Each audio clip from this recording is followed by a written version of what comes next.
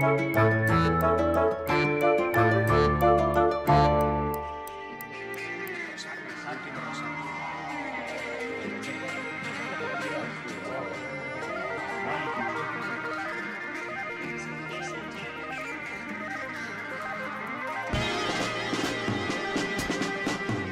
companyia Tere Teatre i el dramaturg Alfredo Sanzol han repetit la fórmula de l'èxit en la seva nova aventura. Sanzol s'ha deixat portar pels seus fantasmes sobre la crisi per escriure una faula protagonitzada per 6 socis d'una empresa. El conflicte sorgeix quan un empresari xinès s'ofereix per comprar l'empresa i acaba comprant una de les sòcies. De veritat que no ho veieu bé, eh?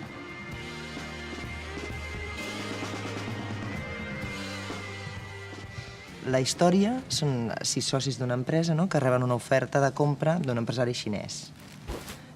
¿Qué els hi passa a aquests socis? ¿Están pasando un mal moment econòmic? En principio no, ellos tienen la empresa, va bien, lo que pasa es que tienen miedo de que vaya mal. A mí sobre todo lo que me interesa es ver cómo los personajes usan estrategias y pensamientos y cosas, ¿no? Las relaciones entre ellos, cómo somos, porque hablan de cómo es el ser humano, ¿no? Y luego para eso hay que contar historias, ¿no? Pero realmente los argumentos son esa excusa que usamos para hablar de la vida, ¿no?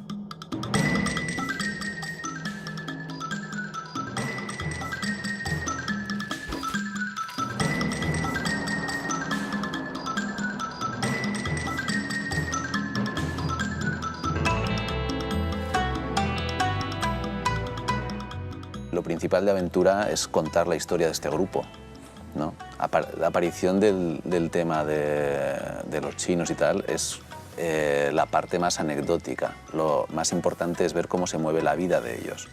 Y cada uno tiene su trama vital y su trama de trabajo y su movimiento. Sobre todo, vemos cómo está cambiando su manera de pensar, ¿no? Eso es lo más importante. Pero de repente aparece la de Sandra, que hace una cosa más rara, que deja a los demás, a los otros 5, como, ¿no?, sorprendidos, y al público también. Jo per fer una cosa tan forta necessitava el vostre suport. Ui, però jo ja et dic que tens tot el meu suport. Sí, molt bé, però jo ja et dic que... No, el que passa és que, a veure, és que no sé com explicar-t'ho, no? Que és una cosa tan forta que no ho vols acceptar. Clar, saps què vull dir? clar, sí. Perquè no vols tenir a la consciència que et puguis guanyar uns diners a canvi que algú es quedi a la Xina. Clar, jo t'entenc perfectament. A mi em passaria el mateix, jo no ho podria acceptar. Esclar, perquè no podem acceptar que algú es pugui sacrificar per nosaltres, clar. Això és el que em sembla a mi, Sí. No podem acceptar-ho. No, perquè ens sentim culpables. Clar, és que és molt més fàcil pensar que el sacrifici no existeix. És molt millor pensar que hi ha estranyes circumstàncies que justifiquen l'egoisme.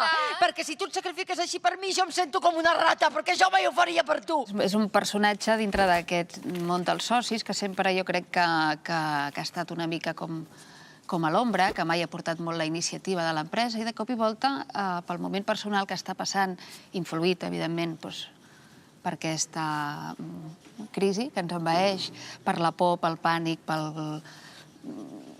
tot. Hi ha una frase de l'obra que a mi m'agrada molt que diu: en temps que no són normals, acabem fent coses no normals. I la Sandra acaba fent una cosa no normal. Si li vol treure tota la pasta al xino, se la podria quedar tota per ella sola, no? Jo què sé. A mi em sembla que hi ha alguna cosa que no ens ha explicat. Per què? No ho sé. Com pot pensar quedar-se a la Xina fent d'esclava d'aquest paio? A canvi que els diners siguin per nosaltres? Se'ls podria quedar tots per ella? Bueno, ella es queda la seva part. Si està disposada a ser la concubina d'un xino, es podria quedar perfectament tota la pasta. Aventura de treballar junts no sé si la passeu, perquè sou vells amics vosaltres, ¿no? I és la segona aventura. Segunda aventura. Hacer un espectáculo es una aventura increíble. Desde que comienzas a escribir, porque lo esencial de la aventura es que tú inicias un movimiento hacia lo desconocido. Tú no sabes qué va a pasar, no sabes cómo va a pasar.